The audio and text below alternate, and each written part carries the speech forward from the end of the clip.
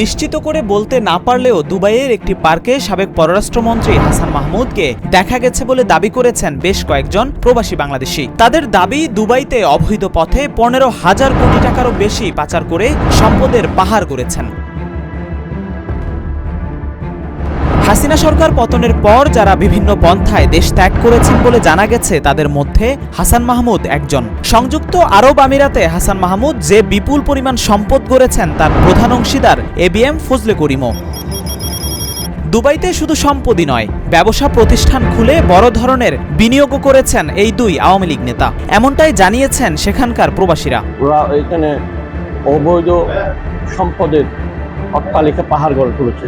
নাগরিক টেলিভিশনের অনুসন্ধানে উঠে এসেছে হাসান মাহমুদ ও ফজলে করিমের লুটপাট ও সম্পদের নানান তথ্য। দুবাই, শারজাহ এবং আজমান শহরে এই দুই নেতার বিনিয়োগের পরিমাণ 15 থেকে 20,000 কোটি টাকা বলে জানা গেছে। আজমানের মধ্যে বাংলাদেশি প্রায় 15,000 কোটি টাকার সম্পদ গড়ে তুলেছে।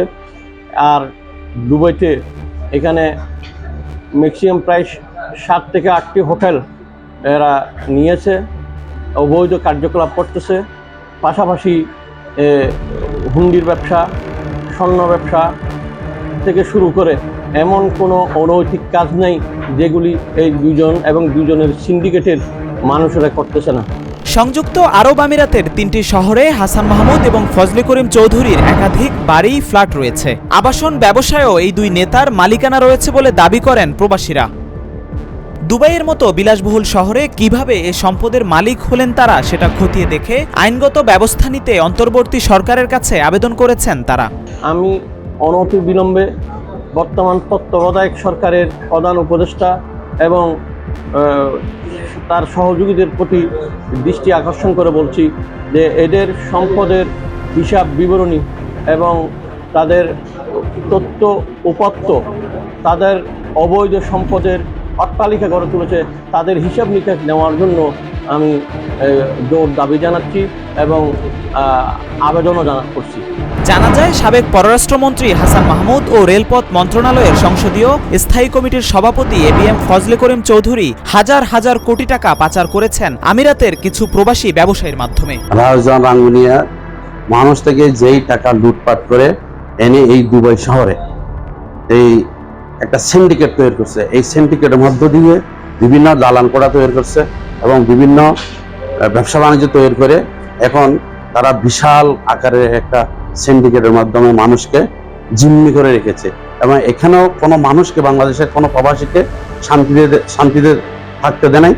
অনুসন্ধানে জানা যায়, আমিরাতের আজমানে আবাসন ব্যবসায় বিনিয়োগ করেছেন হাসান মাহমুদ ও ফজলে করিম। আজমান ইন্ডাস্ট্রিয়াল এরিয়ায় একাডেমি এলাকায় JR প্রপার্টি নামে ইতিমধ্যে 26টি ভবন তৈরি করেছে ইউনুস সেন্টার নামে একটি কোম্পানি। কোম্পানিটির নতুন নামকরণ করা হয়েছে চট্টগ্রাম রিয়েল এস্টেট। ওই এলাকায় এই কোম্পানির নামে প্রায় 350 একর জমিও কেনা হয়েছে বলে দাবি করেন প্রবাসীরা। আর তাদের এই বিশাল ব্যবসা দেখভাল করেন হাসান মাহমুদের ব্যবসায়িক পার্টনার ও চট্টগ্রাম রিয়েল এস্টেটের মালিক CNG জসিম নামের এক প্রবাসী। ফজলে করিম গ্রেপ্তার হওয়ার পর হইতে এখানে এই সিন্ডিকেটগুলো তারা বিভিন্ন তৎপরতার মধ্যে রয়েছে এবং এই সিন্ডিকেটের টাকাগুলো নিয়ে তারা ভাগ বটোয়ারা করতেছে।